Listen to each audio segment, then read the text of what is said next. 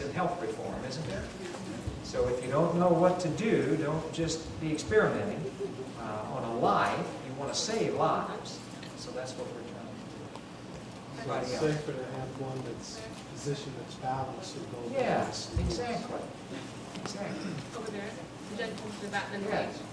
yourself, Richard, next to you. Okay. I'm sorry. Dr. Grivas, to what extent do you believe autoimmune problems or hypertension is caused by heavy metals, toxicity, and what is the best way of diagnosing, best test, I guess, for heavy metals? Did you hear the question? Yes. Autoimmune disorders, to what extent do I believe they're caused by heavy metals and other environmental things and so forth? I'm sure that that contributes some, but what is the biggest factor that causes inflammatory reactions in the body? What are we told? Meat eating. Okay? Meat eating. It causes tumors, cancers, and all inflammatory conditions of the body. That's the most common problem. So these others, they may play a small role, but I don't think that's the big factor. And how to treat those, was that the question? Yeah, I mean, what's the best test, I guess? Well, the test for autoimmune disorders. Just heavy metals. Oh, well, you can get urine test, you can get serum test. Some people are doing all these hair analysis and so forth, but I just haven't put a lot of stock in those. I just haven't found those myself to be particularly useful. The question up front first, the lady here. It's like Mike. Yeah, I have a question. There's a lot of talk about chemicals in the food and the drugs. What about chemicals that people put on their body every day, 24 hours a day, like fabric softeners and cologne? What do you know about them and their effect on the immune, the neurological, and the endocrine system? I haven't studied that, and especially not in relationship to this, but I think there's a concern. You don't want to. It's the same thing we're doing to the soil, right? You know, with all the chemical pesticides and fertilizers and all of that, it's the same thing. I don't believe that all of these are as helpful, but again, some people are a little bit more sensitive than others to those types of products, and I think we need to recognize that. Some people are suffering with all these chemical sensitivities, right? You see them.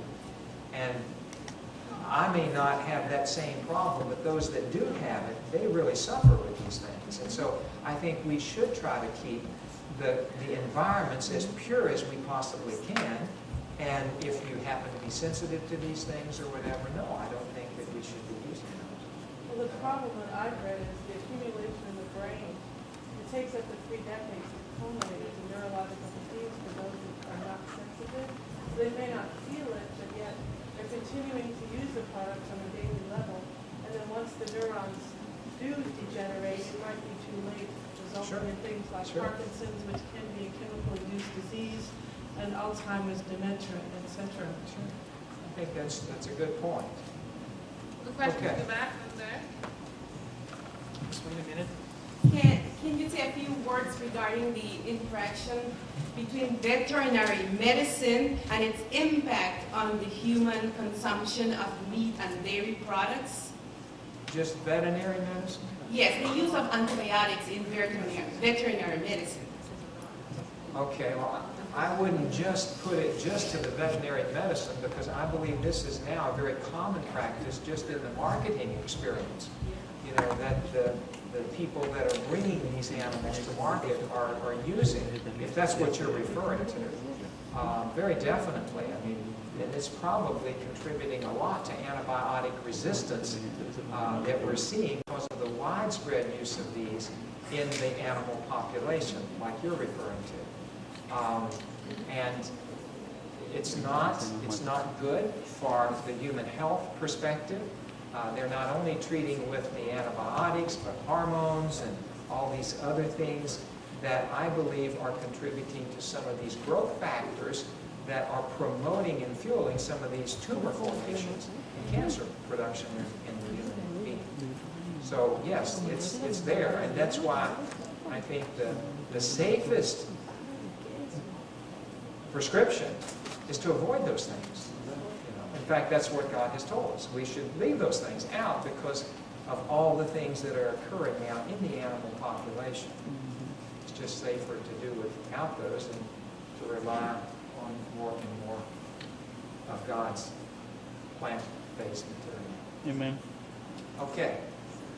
Okay, so all the questions? All right. I have one problem.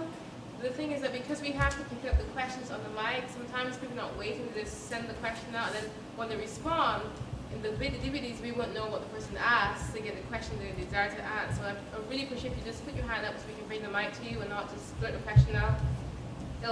I'm stressed when you do that, so I don't want stress. I don't want to get stressed, okay? So I appreciate if you just wait and then you get the questions answered. Okay, so it's 11 and we need to stop, or 12, 12. and we need to stop.